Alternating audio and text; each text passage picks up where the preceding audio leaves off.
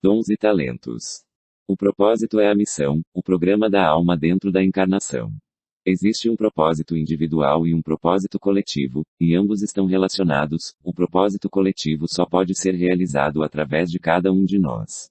O propósito se revela de maneira particular na vida de cada um, dependendo dos diferentes dons que a alma traz e dos aprendizados que ela precisa absorver, mas, em última instância, só existe um propósito, o propósito maior que é a nossa missão enquanto humanidade. Assim, o propósito individual está a serviço do propósito maior. Como vimos, o ego também tem um programa, ao qual estou chamando de programa externo, pois ele é criado com base em referências externas, cultura, educação, família, entre outros fatores sociais. Muitas vezes o programa do ego não tem nenhuma relação com o programa interno, que é o propósito da alma. Essa contradição tem sido a causa da maioria das crises existenciais que o ser humano enfrenta. Ao tratar desse tema durante minhas palestras, vejo que muitos confundem o que é o propósito com aquilo que são as habilidades ou os dons através dos quais o propósito se manifesta. O propósito interno está relacionado com aquilo que a pessoa faz no mundo, mas o fazer em si não é o propósito. O fazer é um instrumento por meio do qual o propósito se realiza. Reconhecer potenciais. Todo ser humano nasce com determinadas habilidades ou potenciais latentes que também podemos chamar de dons. Um dom, quando desenvolvido, torna-se um talento, ou seja, algo que a pessoa faz muito bem e com facilidade. Normalmente, o talento da pessoa é algo que ela gosta muito de fazer, é uma paixão. Vejo muitos jovens sofrerem com a dificuldade de escolher a profissão que irão exercer na vida. Essa dificuldade existe porque eles não conseguem reconhecer seus próprios dons, não sabem o que realmente gostam de fazer. Esse é outro sintoma decorrente dos condicionamentos mentais gerados por um sistema obcecado pelo dinheiro. Vivemos em uma sociedade ambiciosa que valoriza mais o poder financeiro do que a realização pessoal. Nosso sistema educacional não proporciona à criança o contato com aquilo de que ela verdadeiramente gosta. Pelo contrário, somos obrigados a estudar temas e a aprender coisas nas quais não temos interesse ou para as quais não temos aptidão alguma e que, na maioria das vezes, não terão utilidade na nossa vida. Também somos levados a acreditar que determinadas atividades são superiores a outras porque elevam o status social e, teoricamente, garantem estabilidade financeira. A profissão muitas vezes é escolhida de acordo com as tendências do mercado, e nossas paixões acabam sendo vividas esporadicamente como hobbies de final de semana. A mídia e as redes sociais também exercem uma grande influência nas nossas escolhas. Nelas, personalidades, atitudes e estilos de vida são cultuados, personagens inspiram comportamentos e pessoas tornam-se ídolos. A publicidade gera desejos e fomenta o consumismo. Em outras palavras, a mídia instiga o desejo de poder e a ganância. Ela alimenta o falso eu e tudo aquilo que dá poder ao ego. E o ego é muito ambicioso. Ele sempre sonha com coisas muito grandiosas e fantasia que veio para fazer algo muito importante e especial, ou que, em algum momento, se tornará rico e famoso. Muitas vezes isso acontece, mas na maioria dos casos, isso não passa de uma fantasia que impede a pessoa de ter acesso àquilo que ela realmente veio fazer. A partir de uma imagem mental, o indivíduo idealiza um estilo de vida e acaba perdendo muito tempo tentando realizar algo que não tem nada a ver com aquilo que ele realmente veio realizar.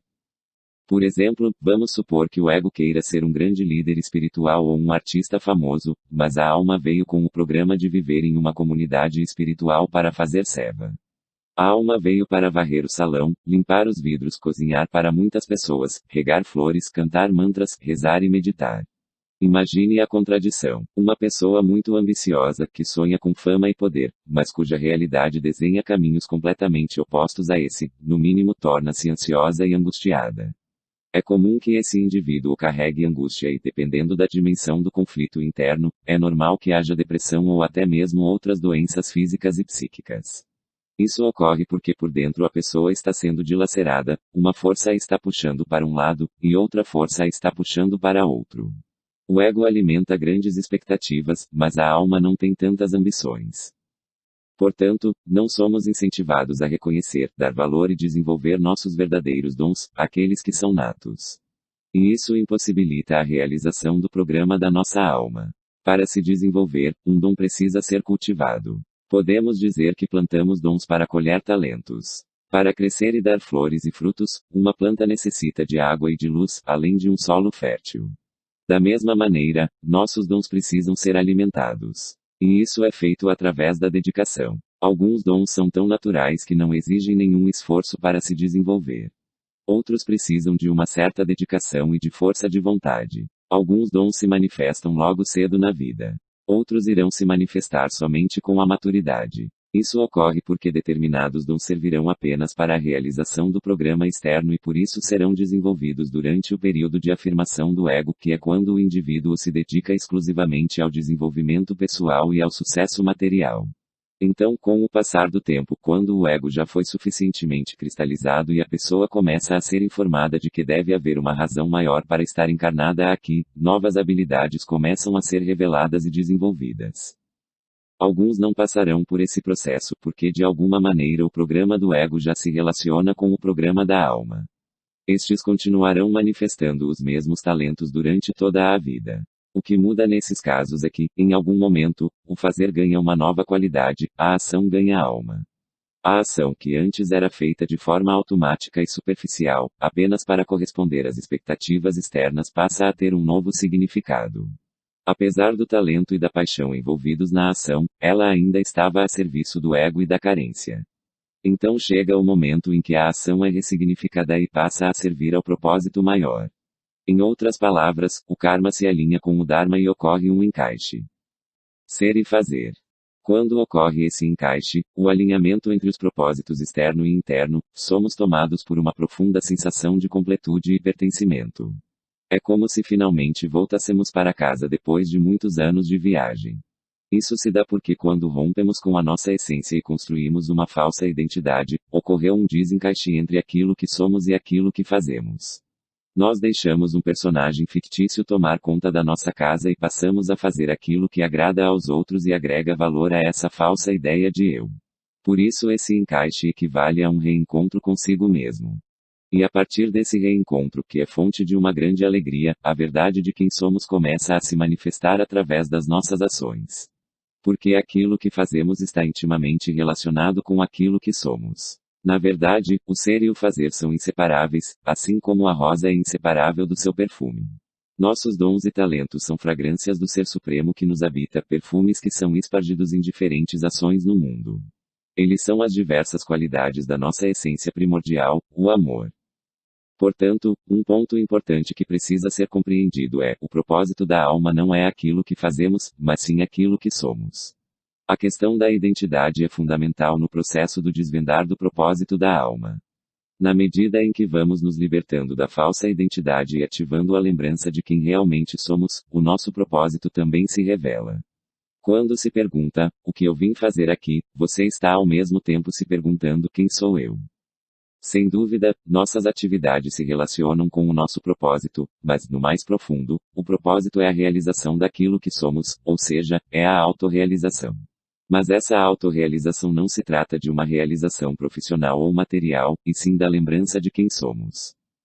Quando acordamos essa lembrança, inevitavelmente o programa da nossa alma se revela e nossos dons e talentos se tornam meios de expressar a verdade de quem somos.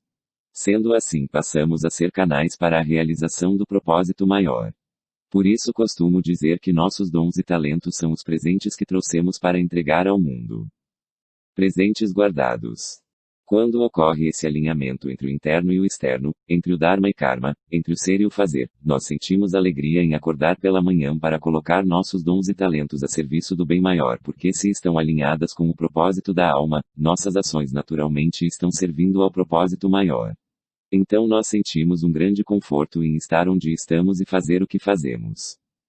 Muitos, porém, ainda não podem ter essa experiência, pois não estão conscientes dos seus dons e ainda menos conscientes do propósito da alma.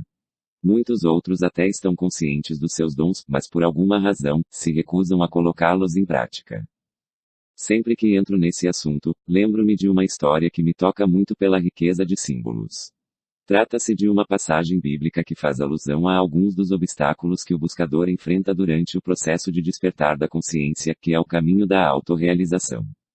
Jonas era um fervoroso buscador da verdade. Ele costumava ouvir a voz de Deus falando com ele. Então, em dado momento, Deus falou com ele: Jonas, vá para Nínive. Eu quero salvar aquele povo e quero fazer isso através de você. Eu vou falar através de você para salvar aquele povo. Jonas, porém, não gostou nem um pouco do comando e decidiu pegar uma embarcação que ia justamente para o lado oposto. Ele foi para o porão do barco e lá entrou em sono profundo.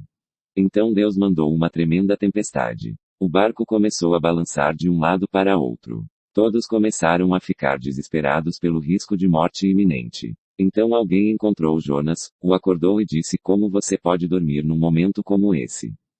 Naquela época, costumava-se jogar dados para fazer adivinhação e para se comunicar com o plano espiritual.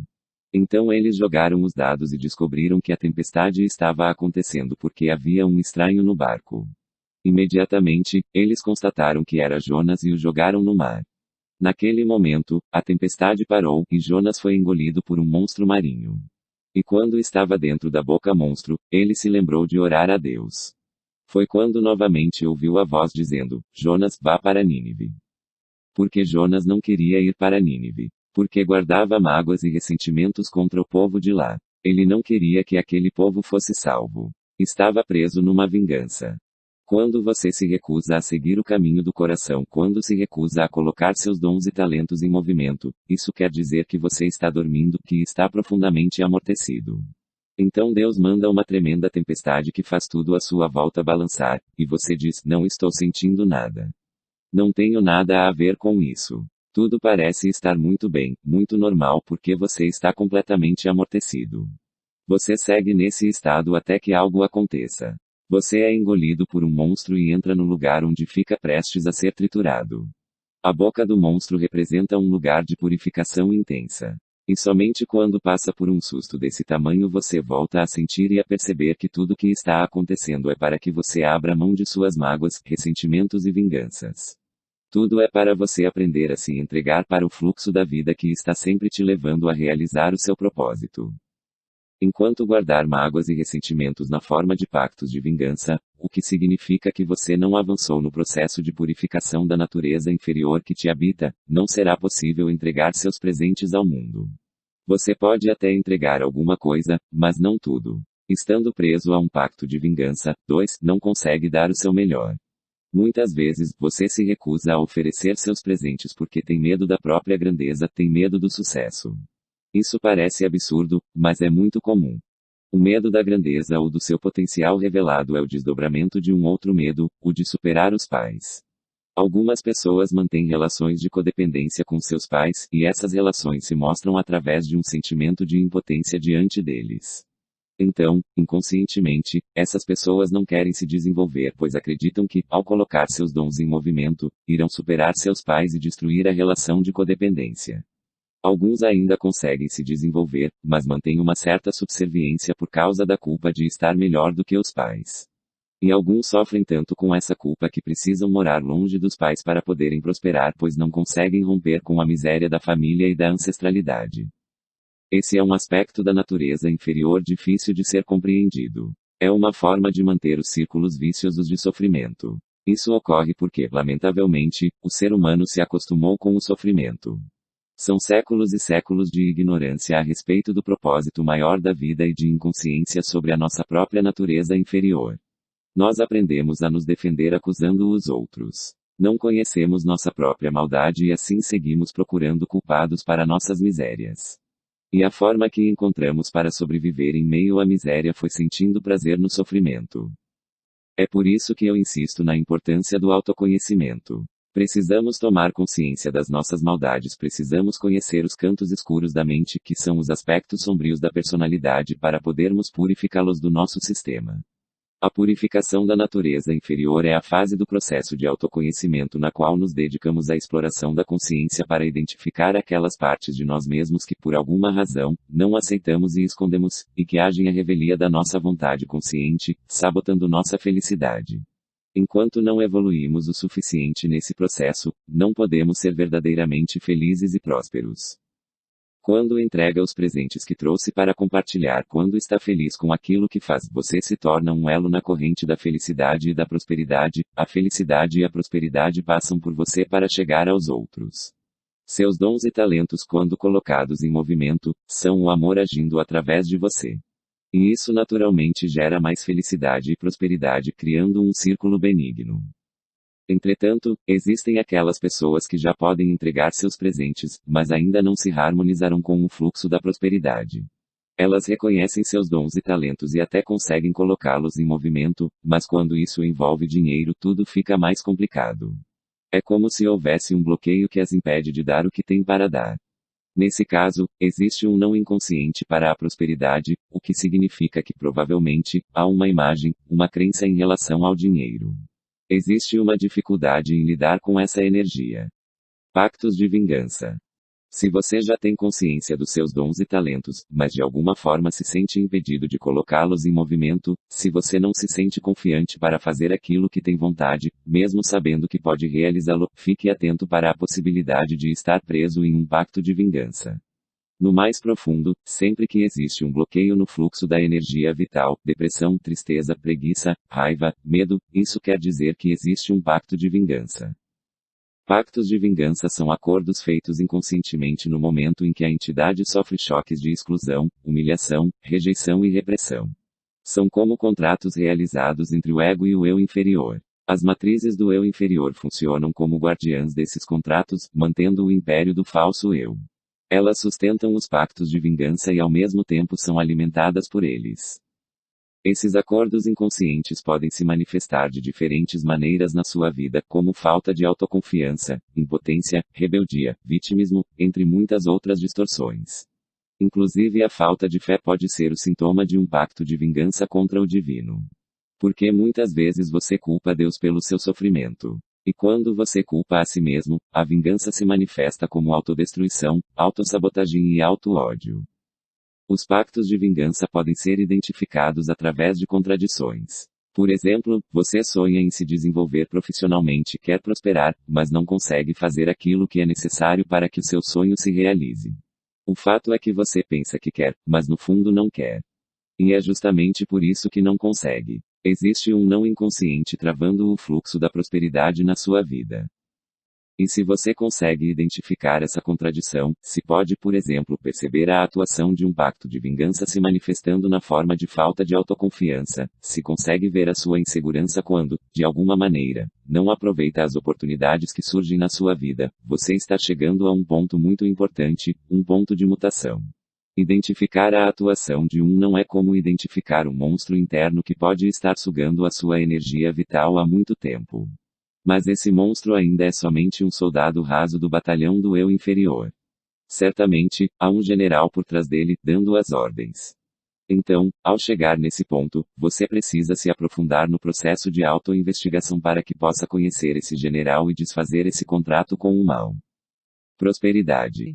A verdadeira prosperidade só pode chegar quando estivermos livres dos pactos de vingança a ela relacionados e do medo da escassez, que é outro aspecto da natureza inferior que precisa ser identificado e compreendido. A prosperidade nasce da confiança. Uma pessoa próspera não tem medo da falta. Ela está sempre relaxada porque não se preocupa com o dinheiro. É claro que é preciso saber fazer contas e honrar compromissos, mas não é necessário se preocupar. Ser próspero não significa, necessariamente, ter uma conta bancária muito recheada.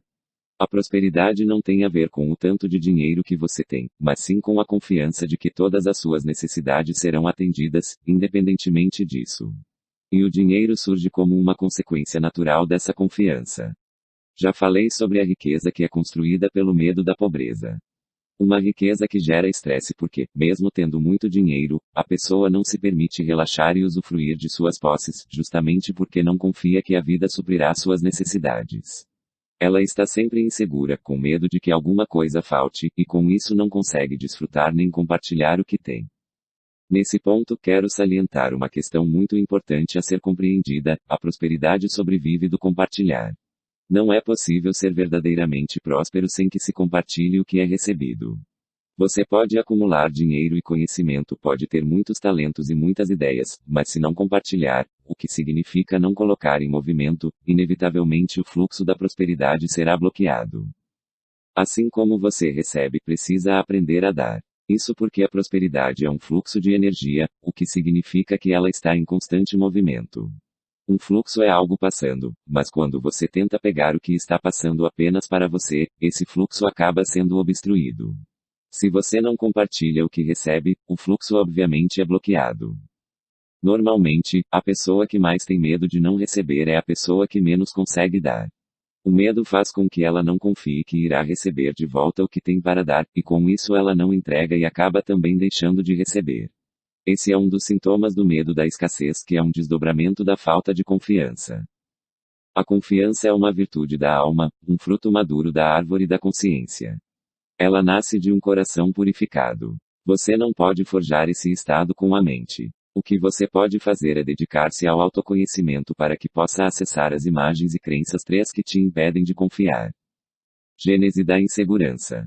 Nos meus estudos enquanto psicólogo e na minha experiência como buscador e mestre espiritual, tudo que pude pesquisar me levou a constatar que o medo da escassez surge principalmente a partir da relação com a mãe ou com o feminino. A relação com o pai também influencia, porém isso acontece mais tarde.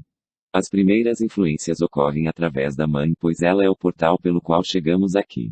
Em outras palavras, podemos dizer que a insegurança primordial nasce de uma distorção do feminino e se perpetua principalmente através da distorção do masculino. Vamos compreender melhor isso. Independentemente do gênero que se manifesta em nossos corpos, todos temos uma porção masculina e uma porção feminina dentro de nós. A vida neste plano se manifesta no equilíbrio entre esses dois princípios opostos, o masculino e o feminino. E assim como se manifesta na natureza, essa polaridade existe dentro do ser humano. Todos nós temos virtudes masculinas e virtudes femininas que, quando distorcidas ou desvirtuadas, se transformam naquilo que chamamos de defeitos. Por exemplo, a força é uma qualidade masculina que, quando distorcida, se manifesta como agressividade e desejo de dominação. A confiança, por sua vez, é uma qualidade feminina que, quando desvirtuada, se manifesta como insegurança ou submissão. A distorção do feminino se alimenta da distorção do masculino e vice-versa. Compreendo que a confiança é a qualidade feminina mais necessária para o processo do despertar do amor. Sem ela, a autorrealização não é possível. A confiança está intimamente relacionada com o amor. Se você não confia, não ama, pois a confiança é como uma ponte para o amor. Se observar as relações humanas, você verá que o amor não cresce se não houver confiança. Se o relacionamento estiver contaminado pela desconfiança, mesmo que seja por uma pequena porção dela, isso impossibilita o crescimento do amor. Tenho dito que os relacionamentos afetivos são o melhor instrumento de aferição para sabermos onde estamos na jornada evolutiva. Através deles, é possível perceber como estamos em relação aos nossos pais, que representam os princípios feminino e masculino dentro de nós. Neles, a confiança ou a falta dela ficam bastante claras, e o melhor termômetro para medir isso é observar quanto podemos deixar o outro livre, quanto o amor se abala com a atitude do outro. Dentro da esfera do feminino, a mãe é, sem dúvida, o maior símbolo. E a nossa conexão com o feminino através da mãe é algo realmente profundo, ela é o veículo por meio do qual chegamos nesse plano. Hoje em dia já existem comprovações científicas de que a criança recebe todos os impactos do ambiente enquanto ainda está na barriga da mãe. E não somente do que acontece no entorno, mas do que acontece no mundo psicoemocional da mãe, com todas as suas dúvidas, medos, alegrias e tristezas. Nós ficamos dentro da barriga da mãe por 9 meses e com isso experimentamos o mundo pela primeira vez por meio dela. Começamos a receber as primeiras influências externas através do leite materno. Às vezes o leite chega com sabor de rejeição, impaciência e raiva, e às vezes o leite não chega. A partir daí, crenças começam a ser formadas, e o medo da escassez começa a se instalar no nosso sistema. Isso quer dizer que o medo da escassez não se relaciona somente com a falta de dinheiro, mas também com a falta de acolhimento, de carinho, de cuidado, com a falta de amor. Esse medo de não ser amado se manifesta como sentimento de não pertencimento, insuficiência, impotência e inadequação, entre outros sentimentos negativos. E esses sentimentos se traduzem em crenças que dizem constantemente: eu não consigo aquilo de que preciso, ou eu não mereço isso de que preciso. Tais crenças funcionam como comandos para o subconsciente, e dessa forma acabamos criando nossa realidade. A partir desses comandos, situações da vida que reforçam essas crenças começam a acontecer, e inicia-se um círculo vicioso. O contrário também é verdadeiro quando o leite é amoroso, ou seja, quando a criança recebe a informação de que está sendo bem alimentada, acolhida, recebida e cuidada, a confiança começa a ser instalada no seu sistema. Um núcleo de fé é instalado dentro de você e assim a sua autoconfiança dificilmente é abalada. Pelo fato de o contato com a mãe ser tão determinante para a formação dessa base de autoconfiança, eu sempre enfatizo a necessidade de reconciliação com o feminino, não somente na forma da mãe, mas também na forma da natureza, do corpo humano e das mulheres em geral. Precisamos reaprender a confiar. Digo reaprender porque, na verdade, nós nascemos confiando, mas em algum momento nossa confiança é quebrada e aprendemos a sentir medo. O medo é como um supervírus. Não existe um remédio específico para ele, e o seu tratamento é bastante difícil. Há muito tempo estamos tentando nos curar do medo. E muitas vezes, quando temos a impressão de estar livres dele, a vida traz situações que fazem com que o medo volte com força total. Nesses momentos, é de grande valia acordarmos a lembrança de que tais situações servem justamente para ampliarmos nossa percepção até o ponto em que possamos identificar as armadilhas do medo antes de cair nelas. Essa percepção só é possível quando nos libertamos da crença de que não podemos receber aquilo de que precisamos. E isso só é possível por meio do perdão. Enquanto não perdoarmos as nossas mães, não perdoaremos o feminino, e, se não perdoarmos o feminino, seguiremos destruindo o planeta e as nossas próprias vidas. Quando você se reconcilia com o feminino através do perdão, o medo deixa de ter poder sobre você. E se o medo não tem mais poder, o ódio também se torna impotente porque o ódio só tem poder por causa do medo. Ódio e medo andam de mãos dadas, mas na base está o medo. A sombra da mãe, distorção do feminino, acorda o medo em você, e através do medo ela acorda o ódio e a dor que vem com ele. O ódio se perpetua através da sombra do pai, distorção do masculino. Então, se a sua consciência está identificada com a sombra dos seus pais, inevitavelmente você sente a dor da carência. E a partir da carência surgem muitos outros sintomas: ciúme, inveja, competição, impotência, avareza e todo tipo de miséria. Mas se a sua consciência está identificada com a luz dos seus pais, você compreende que essa sombra é uma ilusão, e tudo se transforma. Para quem está no caminho do autoconhecimento e da autorrealização, eu sinto que algumas perguntas são importantes quando perdi a confiança. Quando passei a duvidar e a ter medo. Como posso confiar? Essas são questões significativas que podem ajudá-lo a mapear as crenças que dão sustentação ao medo. Às vezes você dá um passo em direção à confiança e diz, ok, eu vou confiar. Então resolve seguir os comandos do seu coração, mas se alguma coisa não acontece da maneira como imagina, você se frustra e novamente deixa de confiar. Ocasionalmente faz parte do aprendizado da confiança quebrar a perna, porque para se libertar do medo e crescer em autoconfiança você precisa viver uma experiência como essa. E a verdade é que não há garantia nenhuma de que as coisas sempre serão como você espera. Faz parte do aprendizado da confiança correr riscos. Então aos poucos você chega num lugar de confiança interna no qual as dúvidas se encerram e você tem certeza de estar no lugar certo, mesmo que tudo pareça estar errado. Essa é a verdadeira confiança, aquela que independe do que está acontecendo no mundo externo, pois ela vem de dentro. Essa confiança remove qualquer semente de dúvida e providencia para que todas as suas necessidades sejam atendidas. Ela liberta seu sistema do medo, especialmente do medo da escassez. Dinheiro é energia. Vimos que o medo da escassez se relaciona com diversos elementos, não somente com o dinheiro, e que, no mais profundo, o medo original é o de não sermos amados. Mas, sem dúvida, um dos desdobramentos mais importantes do medo da escassez é o medo da falta de dinheiro e de recursos materiais. O dinheiro é uma poderosa energia de troca. Para recebermos essa energia, precisamos oferecer algo por ela. Fazemos algo para recebê-la e a utilizamos conforme nossas necessidades, o que também gera determinado tipo de energia. Entretanto, o dinheiro é uma energia neutra, em si, ela não é positiva nem negativa. O que determina sua qualidade são o uso e o valor que lhe damos. Assim, do mesmo modo como ela pode nos ajudar a realizar a jornada, também pode dificultar muito e até nos destruir. Isso porque facilmente a transformamos em ganância, obsessão por poder e avareza, o que pode se desdobrar em várias outras distorções.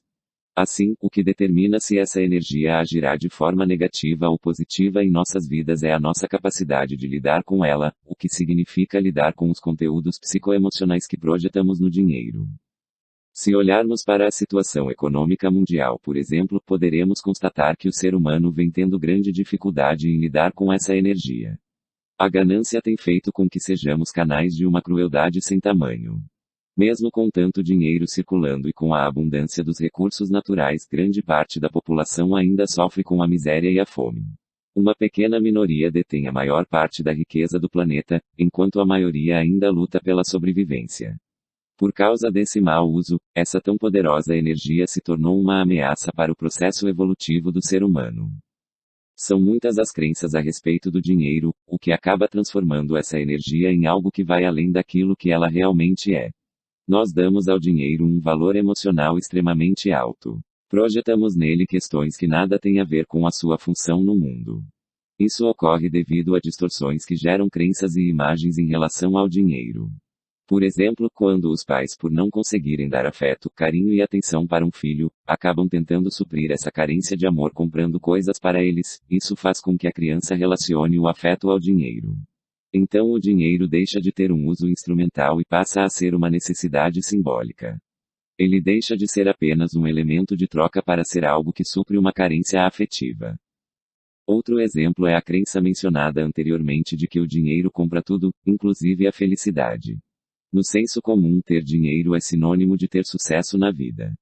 Existem outros indicadores de sucesso, mas por causa dessa crença, a base para uma vida bem-sucedida é ter bastante dinheiro.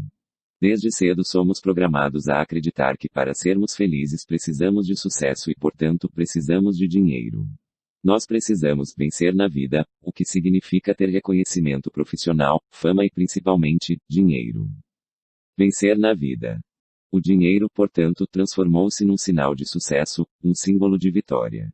Só posso vencer se tenho dinheiro, e se não o tenho sou um perdedor, um fracassado.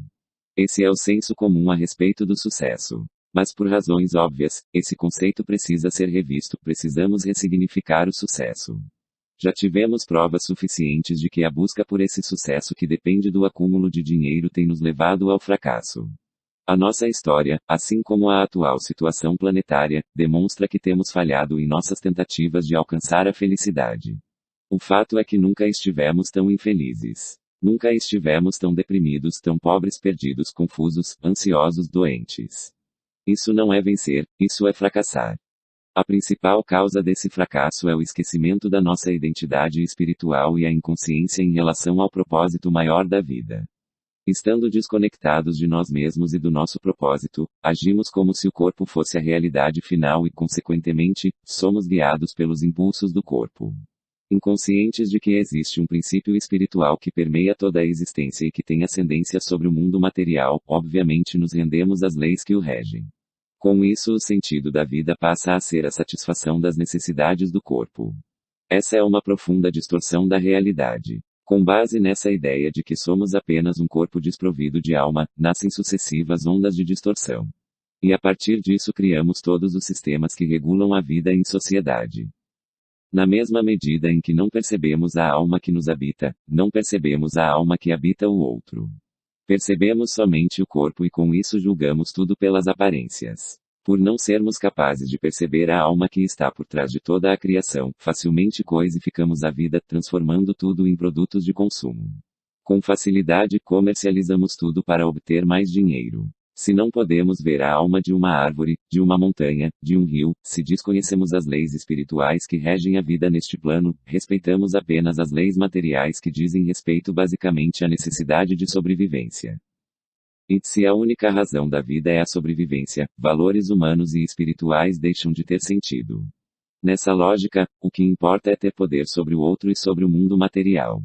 Na luta pela sobrevivência, superior engole inferior. E não existe espécie alguma neste planeta que tenha o sentimento de superioridade que o ser humano tem. O ser humano se considera superior a tudo e coloca tudo a serviço da própria sobrevivência. E quando nos consideramos superiores a outros seres humanos, fazemos deles escravos para satisfazer nossas necessidades. Nesse jogo de superioridade e inferioridade, quem reina é o ego. Ele está sempre comparando e julgando a partir da falsa ideia de eu. O ego humano encontra-se completamente doente e tomado pelo egoísmo. Ele só consegue ver a si próprio ou aquilo que considera ser seu. Tudo o que o ego faz é para satisfazer suas necessidades pessoais ou, no máximo, para satisfazer a família que também está a serviço da satisfação das suas próprias necessidades.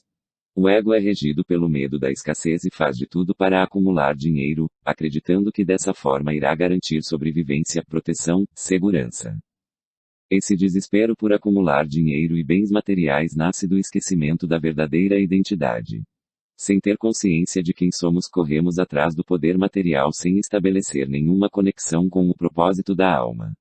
Essa distorção tem nos conduzido ao fracasso e ao sofrimento. Estamos sempre frustrados, sempre querendo algo mais. Isso ocorre porque, na realidade, a sobrevivência não é o suficiente para o complexo que é o ser humano. A sobrevivência é o suficiente para o corpo, mas não é suficiente para a alma que habita o corpo. A alma só pode sentir-se plena quando o seu programa é realizado. Precisamos encontrar um ponto de equilíbrio. A jornada tem que ser autossustentável. Matéria e espírito necessitam se harmonizar. É verdade que precisamos ter nossas necessidades básicas de sobrevivência atendidas e para isso precisamos também de dinheiro, mas o fato é que o dinheiro é apenas um instrumento, um meio, e não um fim. Por causa dessas distorções, ele passou a ser o fim. O dinheiro transformou-se em algo muito maior do que ele é.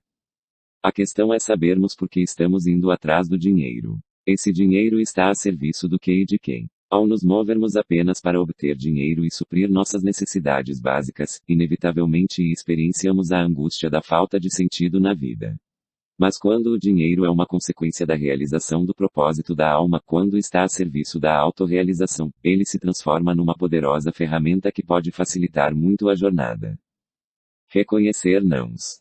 Até determinado estágio da evolução, duas forças opostas agem simultaneamente dentro do indivíduo. De um lado existe o impulso de vida que é consciente e se move em direção à construção, à união e ao amor e que costumo chamar de corrente afirmativa ou, simplesmente, de sim. De outro existe o impulso de morte que é inconsciente e se move em direção à destruição, à desunião e ao ódio e que costumo chamar de corrente negativa ou, simplesmente, de não. Essas duas forças opostas muitas vezes atuam simultaneamente em relação a uma mesma situação ou área da vida. Quando a corrente afirmativa está se movendo livremente, o que significa que não existem nãos bloqueando o fluxo de energia, nos sentimos abençoados e com sorte. Tudo acontece de maneira natural, sem muito esforço, e com um mínimo de movimento realizamos muitas coisas. Nesse caso, estamos harmonizados com a lei do mínimo esforço. E quando a corrente negativa está predominando, acontece justamente o contrário, as coisas não andam e nos sentimos travados. Nos esforçamos muito para realizar pouco e às vezes não conseguimos sair do lugar. Se a corrente afirmativa está atuando na sua vida financeira, o dinheiro não é um problema para você, e tudo o que você precisa chega facilmente. Mas se existe um não atuando nessa área, você faz tudo que está ao seu alcance, mas o dinheiro não chega ou nunca é suficiente, e quando menos espera, ele desaparece. Se a corrente negativa está atuando nessa área, por mais que você tente controlar a mecânica do fluxo do dinheiro na sua vida, quando chega o fim do mês você está no negativo, sem saber por que chegou a esse ponto. Quando o não está atuando com mais força em determinada área da vida, situações negativas se repetem e você não consegue entender por quê. Por ser inconsciente, a corrente negativa atua subliminarmente. Você não percebe a sua atuação que ocorre na forma da autossabotagem, você trai a si mesmo sem perceber. E justamente pelo fato de não perceber essa atuação, você acaba caindo em outra armadilha da natureza inferior que é um desdobramento do mesmo não, o vitimismo. Você começa a encontrar culpados para as suas dificuldades e se distrai com o jogo de acusações. A corrente negativa atua como auto-engano e gera um encantamento, você se perde nos jogos da mente e nas emoções negativas que ela gera porque para sustentar essa fantasia de que você é uma vítima injustiçada, muitos pensamentos e emoções precisam ser criados. O que determina a atuação dessas duas correntes opostas é o karma. Algumas pessoas já nascem com a vida financeira resolvida, enquanto outras passam a vida tendo muita dificuldade nessa área. Se existe um sim, ou seja, se não existem marcas do passado que se manifestam como bloqueios no fluxo da energia na área financeira, por exemplo, então há prosperidade e abundância material na sua vida. Nesse caso, você confia e sabe que sempre terá tudo de que precisa, na hora em que precisa. Mas se existe um não nessa área, você é atormentado pelo medo da escassez. E esse medo acaba de fato gerando escassez. Inconscientemente, você atrai a escassez e dessa forma confirma a crença de que não é capaz de conseguir aquilo de que precisa. Quando isso acontece, você é tomado pela raiva e pelo ceticismo e acredita que tem motivos para reclamar e se vingar. Dessa forma, o não vai ganhando ainda mais força, e um círculo vicioso se estabelece. O não é como um nó kármico, um bloqueio energético causado por choques de dor que, por sua vez, geraram crenças e imagens congeladas no sistema. Tais bloqueios que impedem o fluxo natural da energia vital, gerando distorções, só podem ser dissolvidos através da autoinvestigação, pois somente quando conseguimos identificar as crenças que dão sustentação aos nãos, é que podemos nos libertar deles. Nos cursos do Caminho do Coração, o método psicoespiritual de autoconhecimento que desenvolvi, diferentes maneiras de identificar essas crenças e imagens congeladas são propostas. E a partir dessa identificação inicia-se o processo de reconversão do fluxo de energia vital que, em algum momento do passado, foi distorcido e se transformou em impulso de morte. Somente através do autoconhecimento é possível transformar o não em sim. E o primeiro passo para isso é o reconhecimento da existência do não. Antes de mais nada, é necessário reconhecer que existe uma parte de você que está jogando contra, ou seja, uma parte de você não quer que as coisas melhorem.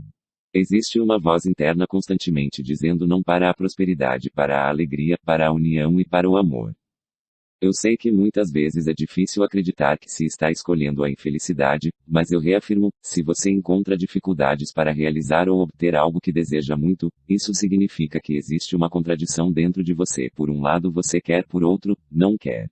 Uma das maneiras para reconhecer essa contradição interna é observando o tamanho do esforço que você precisa fazer para realizar aquilo que conscientemente deseja. Existe uma lei psíquica que determina, quanto mais freneticamente você corre atrás de algo e esse algo ainda assim escapa das suas mãos ou parece fugir de você, maior é o seu não inconsciente para isso que conscientemente, você tanto deseja. E quanto maior o esforço, maior a sua inabilidade para lidar com esse não. A dificuldade de lidar com o não se deve justamente ao fato de ele ser inconsciente. Você não pode lidar com ele porque ele está fora do seu campo de percepção. Aparentemente, você quer ser uma pessoa segura e autoconfiante, mas sem perceber, inconscientemente cria situações com as quais se sente inseguro. Então retorna ao mesmo padrão de insegurança e continua sendo ciumento e invejoso. Isso ocorre porque o fato de a crença ser inconsciente amplia o poder que ela tem sobre a sua psique. Um impulso inconsciente é como um bandido que te ataca pelas costas na escuridão, é como um adversário invisível contra o qual você não tem defesas pois não consegue enxergá-lo. Por isso, mesmo que o não represente uma pequena porção da energia, ele acaba te derrubando sempre porque você é pego de surpresa. O não é um sabotador da felicidade. E o processo de identificação desse autossabotador não é tão simples. É preciso ter humildade e coragem, além de muita determinação para ver. É preciso estar realmente comprometido com a verdade, pois em algum momento o orgulho, na forma da vaidade, será ferido. Para a vaidade, é difícil admitir que você está no inferno por escolha própria. É difícil admitir que está no lugar onde se coloca. Mas quando você consegue finalmente reconhecer e admitir que é você quem escolhe não realizar os seus sonhos e desejos, é possível dar início ao processo de transformação das suas contradições, o não começa a se transformar em sim. Tenho inspirado todos aqueles que estão comigo a buscar as raízes, as fundações do não dentro de si mesmos. 4. Tenho sugerido que busquem identificar as crenças que sustentam o auto-engano e a autossabotagem. Para isso, sugiro que procurem se lembrar das mentiras e histórias que contaram para si próprios e que até hoje sustentam essas crenças. Pergunte a si mesmo por que você criou determinada situação. Por que você não consegue realizar isso que você tanto quer? Por que você tem esse não? Faça a relação de causa e efeito entre o passado e o momento presente, procurando identificar as situações que marcaram você e que ainda hoje têm influência na sua vida. Talvez se surpreenda ao identificar uma crença que insiste em fazê-lo acreditar que para você, não é possível haver prosperidade, alegria e amor. Dessa forma, você começa a decifrar os símbolos que estão nessas histórias do passado e que se relacionam com o karma que se manifesta no momento presente. Se puder realizar esse processo de auto-investigação compreendendo que tudo que se manifesta no momento presente é um resultado de alguma escolha sua, uma nova perspectiva de vida se abrirá para você porque as dificuldades passam a ser vistas como oportunidades de crescimento, chances de se libertar de nós kármicos e fechar contas com o passado. Em outras palavras, são oportunidades de ascensão. Sofrer para ser feliz. Uma das manifestações do sabotador interno da felicidade e da prosperidade é a crença de que para ser feliz, você precisa sofrer. Essa crença se desdobra de diversas maneiras. Começa com a ideia de que você precisa trabalhar e se esforçar muito para tirar um dia de folga, que precisa se sacrificar bastante para um dia poder relaxar porque desfrutar da vida é coisa de vagabundo, que para ser uma pessoa espiritual, você precisa fazer votos de pobreza. Por mais inconscientes que sejam essas crenças, elas estão instaladas no nosso sistema. Estão atuando há tanto tempo que não conseguimos perceber quanto ainda influenciam as nossas escolhas e como nos mantêm viciados no sofrimento. O modelo de vida no qual as pessoas precisam trabalhar muito, receber pouco e relaxar menos ainda é, sem dúvida, um produto do esquecimento do propósito da vida. Como mencionei anteriormente, o dinheiro deixou de ser um meio pelo qual podemos desfrutar da vida e passou a ser o fim, pois ter sucesso é sinônimo de ter dinheiro. Com isso nos acostumamos a passar a maior parte do tempo em busca do dinheiro, mas não temos tempo para desfrutar daquilo que ele proporciona. E muitos, mesmo trabalhando tanto, não recebem o suficiente para desfrutar e ter conforto na vida. A maioria está apenas garantido à sobrevivência. Alguns enriquecem pensando que um dia poderão parar de trabalhar tanto e, finalmente, relaxar e descansar em algum lugar tranquilo. Esperam a velhice chegar para viver a vida. E alguns envelhecem e continuam trabalhando muito, mesmo sem haver necessidade material porque têm medo de lidar com a falta do que fazer. Outra crença, que também é um desdobramento da crença de que precisamos sofrer para ser felizes, é a de que somos o que fazemos. Dessa forma não podemos relaxar porque sempre temos que estar fazendo alguma coisa.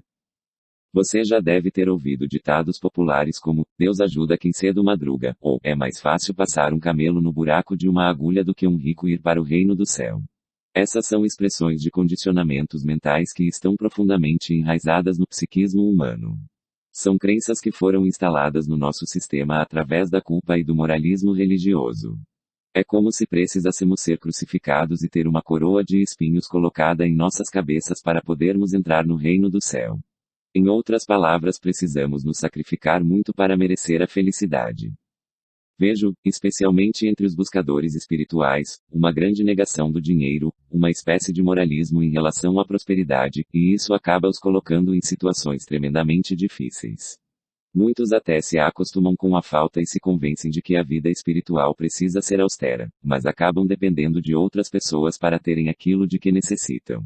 Alguns se desconectam das questões práticas da vida, deixam o trabalho e se mudam para uma comunidade espiritual com a ideia de que precisam fazer isso para encontrar seu verdadeiro propósito, mas acabam sofrendo com a escassez. Isso não é inteligente. Trata-se de um truque da sombra para perpetuar o sofrimento. Enquanto ainda não tem certeza do seu propósito, talvez você precise continuar trabalhando para que suas necessidades sejam atendidas. Se é verdade que você não está no lugar certo e que veio para o mundo fazer algo bem diferente do que está fazendo hoje, em algum momento você terá que se mover, mas essa transição precisa acontecer naturalmente. Pode ser que essa mudança precise acontecer depressa e que você tenha que deixar tudo, mas nesse caso não há dúvidas pois é o seu coração mandando você agir assim, não é fuga nem auto-engano. Existe uma confiança de estar no caminho certo. Mas, se ainda não há clareza, é melhor não agir precipitadamente porque dessa forma você só gera mais karma. De qualquer maneira, alguém terá que pagar as suas contas. Prosperidade material e autorrealização não são coisas opostas. O dinheiro não atrapalha a evolução espiritual. Se queremos criar uma cultura de paz e prosperidade, precisamos eliminar das nossas mentes essas crenças limitantes. A violência e o medo da escassez estão intimamente relacionados. Não é possível haver paz se a maioria da população está sofrendo com a falta. Não é possível desenvolver valores espirituais se a maioria ainda não consegue ter suas necessidades básicas atendidas. Por tudo isso, precisamos nos harmonizar com essa energia que é o dinheiro, nem o hipervalorizando, nem o subestimando. Para algumas pessoas, o dinheiro é Deus. Para outras, o dinheiro é o demônio, ou toda a vida é dedicada ao acúmulo de dinheiro, ou não se pode ter dinheiro no bolso para não se contaminar por ele. Precisamos encontrar um ponto de equilíbrio. No mais profundo, o que ocorre é que, assim como o sexo, o dinheiro se tornou um grande tabu. Muitos carregam culpa em relação ao dinheiro porque ele pode proporcionar certos prazeres na vida. A verdade é que o prazer é o maior tabu do ser humano. Certamente, não estamos encarnados aqui somente para ir atrás do prazer, até porque nesse plano o prazer é um estado que ocorre no intervalo entre duas dores. Eu sei que isso pode parecer pessimista, mas é apenas realista. A dor faz parte dessa experiência material na Terra. Mas assim como a dor lhe é intrínseca, o prazer também é um direito natural de todo ser encarnado em um corpo. Em algum momento, você precisa se harmonizar com o prazer, pois ele também faz parte da realização do propósito maior da vida, a autorrealização. Em algum momento teremos a experiência do prazer maior da vida, que é a bem-aventurança ou felicidade duradoura. Uma pérola de sabedoria acreditada ao Buda diz que a dor é inevitável, mas que o sofrimento é desnecessário. E desnecessário significa opcional. Por estarmos encarnados em um corpo, inevitavelmente experimentamos alguma dor, mas a perpetuação dessa dor é uma questão de escolha. A dor tem uma função no plano evolutivo. Ela serve para aprendermos determinadas lições e para nos despertar do amortecimento e do sonho do apego, do medo, da luxúria e do desamor. Entretanto, o sofrimento gerado por mágoas, ressentimentos, vinganças, dramas, reclamações e acusações é desnecessário.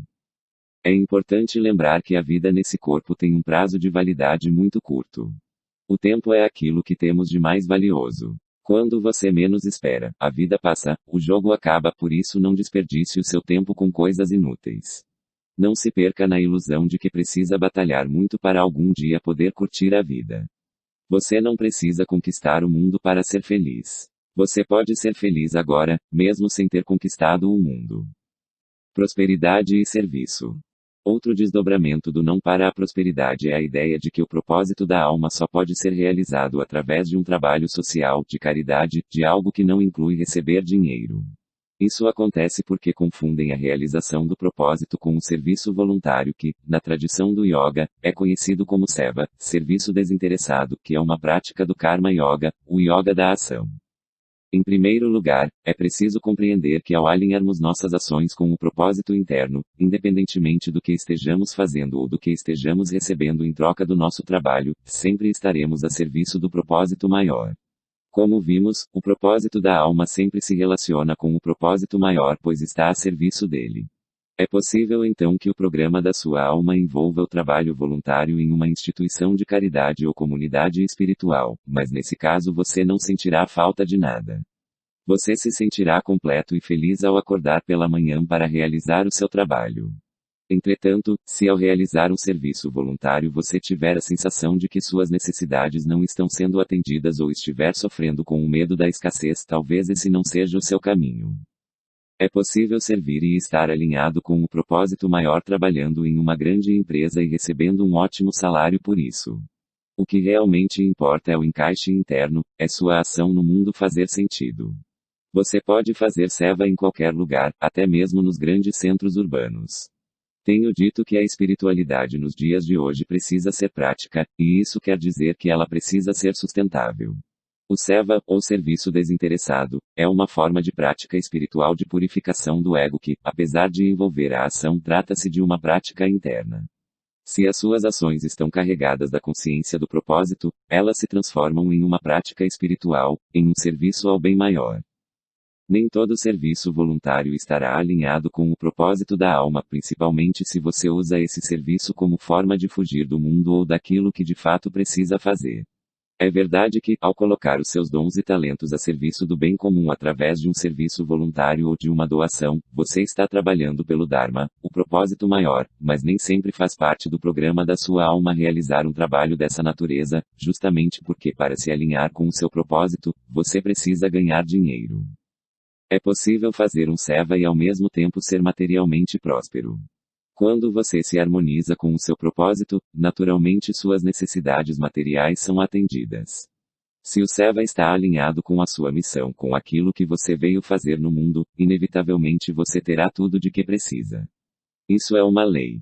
Também é possível estar alinhado com o propósito e ainda assim experimentar algum tipo de falta. Mas isso ocorre porque alguns ajustes ainda precisam ser feitos. O ego pode ter se apropriado da sua ação, então você ainda precisa trabalhar para purificar algum aspecto não compreendido. O fato é que se a sua ação no mundo estiver alinhada com o propósito da sua alma e consequentemente com o propósito maior, ela é uma manifestação divina, é a existência realizando o jogo através de você. E estando em sintonia com a existência, não é possível haver falta. A falta surge quando um aspecto do ego entra no jogo e rouba a cena. Ao realizar o seu propósito individual, você está a serviço do propósito coletivo, e quando isso acontece, você sempre está onde deve estar. Se por alguma razão o mistério o coloca dentro de um ashram, você medita e reza com alegria, se é levado a estar numa instituição social trabalhando pela cura planetária, faz o que precisa ser feito com satisfação, se precisa estar em um grande centro urbano trabalhando no governo, administrando uma grande empresa ou se dedicando a educar seus filhos, você faz o que é necessário com ânimo. Esteja onde estiver, você sabe que precisa estar onde está. O seu fazer deixa de ser uma compulsão do ego e se torna um serviço ao bem maior. Consciência do propósito. Ter consciência do propósito é sinônimo de ter consciência do serviço, pois o seu propósito nada mais é do que o serviço que você veio prestar à humanidade. E ter esse entendimento é a maior bênção que um ser humano pode receber na vida. Mas essa consciência é um florescimento, é como uma flor que desabrocha naturalmente. E esse fenômeno só acontece quando a sua personalidade está devidamente preparada.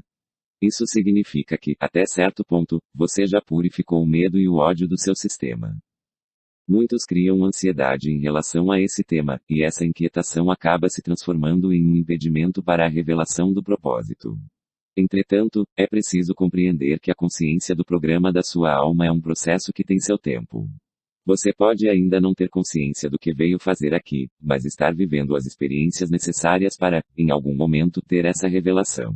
Você pode estar fazendo muitas coisas com motivos egoístas, mas que servem como uma preparação para isso. O eu maior que te habita muitas vezes o leva para determinados lugares para viver determinadas experiências e aprender determinadas lições que servirão para o seu amadurecimento, e a maturidade é uma qualidade fundamental para a expansão da consciência. Podemos dizer que essa preparação, esse amadurecimento, é uma das fases da realização do programa da sua alma, mesmo que você não tenha consciência disso. O programa da alma é Toda alma chega a esse plano com uma visão, algo bem específico a ser compartilhado com o mundo.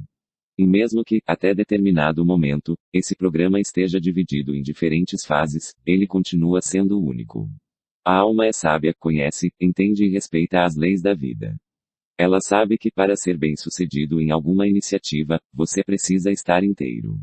Toda a sua energia precisa estar focada numa direção, porque se estiver com um pé em cada canoa, você acaba se machucando. Então muitas vezes o seu programa precisa ser realizado em etapas. E essas etapas se desenvolvem de acordo com a expansão da consciência. O desenvolvimento das suas habilidades ou potenciais latentes também faz parte desse mesmo processo de preparação, de forma que você possa dar o que tem a oferecer. No entanto, algumas dessas habilidades só podem ser reconhecidas e desenvolvidas quando temos consciência do que viemos realizar aqui. Muitas vezes, ao tomar consciência do seu programa, você passa a ver sentido em habilidades que já tinha descoberto, mas ainda não havia se dedicado a desenvolver. Quando você se conscientiza do propósito, na maioria das vezes os seus talentos se modificam e se multiplicam, pois eles são um mecanismo, um instrumento através do qual o propósito se realiza. Se existe algo que pode trazer sentimento de completude para o ser humano, é a consciência do propósito da alma. E o propósito começa a se revelar na medida em que você se entrega ao fluxo espiritual, o que é sinônimo de entregar-se aos comandos do coração. A realização do propósito é a manifestação da divindade através de você. Na medida em que amadurece e vai se desidentificando do falso eu, você se torna um instrumento, um canal da divindade. Aos poucos se transforma numa testemunha silenciosa que apenas observa a divindade trabalhar através de você. E a divindade usa seus dons e talentos para realizar o propósito maior. Ação e doação. Ao desenvolvermos nossos dons e talentos que são nossas habilidades natas, mesmo que elas ainda sejam usadas para realizar os caprichos do ego, nossas ações passam a ser carregadas de uma eficiência ímpar. O resultado das ações que nascem dos nossos dons naturais é sempre carregado